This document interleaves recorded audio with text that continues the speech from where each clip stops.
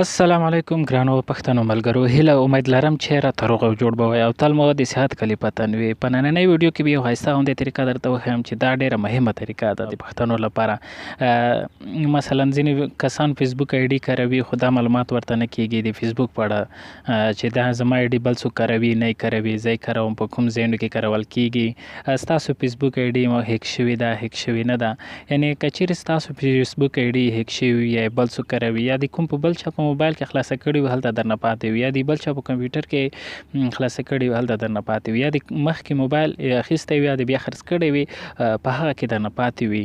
نو دا ټولې طریقې هلته د هغه موبایل کمپیوټر چا چې خلاصه کړي وي په همدې طریقه تاسو ختمولی شئ. نو د بل چا موبایل کې خپله آیډي چې ستاسو آیډي کومه خلاصه شوې وي خلاصول له منځه لوګ آوټ کولی شئ. یو ښایسته غوندې طریقه ده. نو دې لپاره ویډیو مه سکیپ کوئ، ویډیو تر پایه وګورئ. که چیرې زموږ چینل مو نه وي سبسکرایب، دا د ویډیو لاندې د سبسکرایب بټن ووهئ او د سبسکرایب په ځای کې د بیل بټن باندې کلیک وکړئ او بیا په وروسته په ال باندې کلیک وکړئ تر څو هره ویډیو په خپل وخت تاسو ته درشي. نو راځو چې پیل کوو.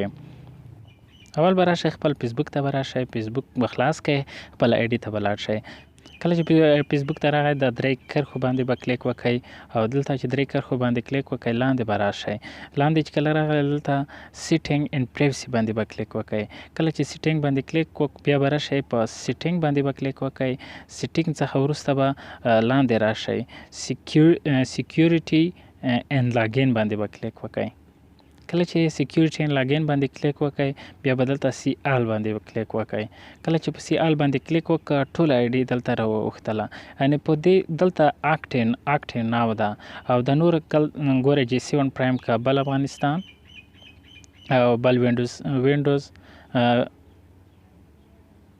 وینډوز دلته خلاصه شوې ده، دلته خلاصه ده، وینډوز پی سی کې خلاصه ده، انډرایډ موبایل کې خلاصه ده، لینکس کې هم خلاصه ده، په ډېرو د ټولو شیانو کې خلاصه ده. څنګه به اوس د دې شیانو ټولو څخه لوګ آوټ کوو؟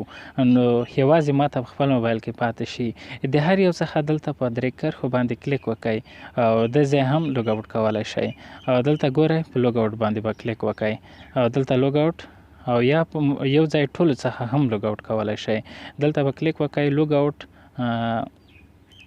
آل سیژن باندې به کلیک وکړئ. کله چې لوګ آوټ آل سیژن باندې کلیک وکړئ په چېرته ستاسو آیډي خلاصه شوې وي هلته به لوګ آوټ شي. لوګ آوټ باندې کلیک وکړئ. نو انتظار به شئ کوم ځای کې چې ستاسو آیډي هر چا خلاصه کړې وي هلته به لوګ آوټ شي. نو اوس ګورئ ستاسو یوازې ستاسو په G7 زما موبایل سامسونګ ګلیکسي G7 پرایم دی، په خوست افغانستان کې دلته ماته اکټیو ده او نورو ټولو ځایونو کې لوګ آوټ شوه. نو که ویډیو مو خوښه شوې وي لایک یې کړئ او شیر یې کړئ تر څو ملګري هم خبر شي. او که نورو پوښتنې لرئ کومنټ وکړئ، زموږ چینل سبسکرایب کړئ، بیل بټن هم ووهئ. ویډیو کتل څه مننه.